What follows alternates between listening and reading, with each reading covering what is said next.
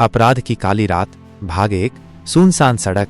मुंबई की सर्द रात अपने आगोश में शहर को समेटे हुए थी। सड़कें सुनसान थीं, मानो गहरी नींद में हो। केवल कभी कभार कोई वाहन इस खामोशी को चीरता हुआ गुजर जाता था। राजू, एक मेहनती टैक्सी ड्राइवर, अपनी रात की आखिरी सवारी की तलाश में सड़कों पर घूम रहा था।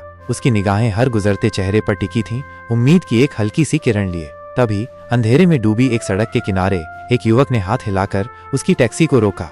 भाई, अंधेरी जाना है, युवक ने हाफते हुए कहा। उसकी आवाज में एक अजीब सी बेचैनी थी। राजू ने बिना कोई सवाल किए युवक को पिछली सीट पर बैठने का इशारा किया और टैक्सी अंधेरी की ओर चल पड़ी। रात की खामोशी में टैक्सी का इंजन एक धीमी लय में बज रहा था, लेकिन कुछ ही देर में राजू को महसूस हुआ कि पीछे बैठा युवक असामान्य रूप से बेचैन है। वो बार बार पीछे मुड़कर देख रहा था, जैसे किसी अदृश्य खतरे से बचने की कोशिश कर रहा हो। उसकी हर हरकत राजू के मन में एक अनजाना डर पैदा कर रही थी। भाग 2। खौफनाक मोड़। शहर की रोशनियां पीछे छूटती जा रही थीं और टैक्सी एक सुनसान गली में मुड़ गई। अचानक उस खामोशी को चीरती हुई एक चीख सुनाई दी। यहीं रोक दो, युवक चिल्लाया। उसकी आवाज में अब डर की जगह एक कठोर आदेश था। राजू ने तुरंत ब्रेक लगाई और टैक्सी रुक गई, लेकिन जैसे ही उसने पीछे मुड़कर देखा, उसकी आंखें फटी रह गईं। युवक के हाथ में एक चमचमाती पिस्तौल थी जो सीधी उसकी ओर तनी हुई थी।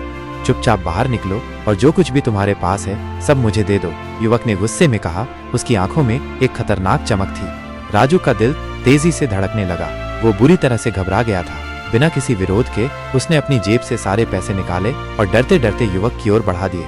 लेकिन तभी जैसे कोई फरिश्ता आ गया हो, पीछे से एक तेज रोशनी चमकी और सायरन की आवाज सुनाई दी। ये पुलिस की गाड़ी थी। भाग 3। सच सामने आया। पुलिस की गाड़ी की रोशनी पड़ते ही युवक बुरी तरह से घबरा गया। उसके चेहरे का रंग उड़ गया और उसने भागने की नाकाम कोशिश की, लेकिन तेजी से हरकत में आई पुलिस ने उसे चारों ओर से घेर लिया। इंस्पेक्टर शर्मा, जो मौके पर पहुंचे थे, ने राजू को संबोधित करते हुए कहा, घबराइए मत राजू जी, ये लड़का एक कुख्यात अपराधी है। इसने आज ही शहर के एक बुजुर्ग आदमी से लूटपाट की थी और भाग रहा था। राजू ने राहत की गहरी सांस ली।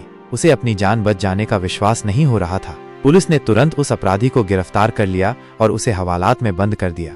इंस्पेक्टर शर्मा ने राजू की बहादुरी और समझदारी की प्रशंसा की और उसे इस मुश्किल परिस्थिति का सामना करने के लिए सम्मानित किया। उस काली रात का खौफनाक मंजर राजू कभी नहीं भूल पाएगा, लेकिन उसे इस बात की तसल्ली थी कि उसने न केवल अपनी जान बचाई, बल्कि एक खतरनाक अपराधी को पकड़वाने में भी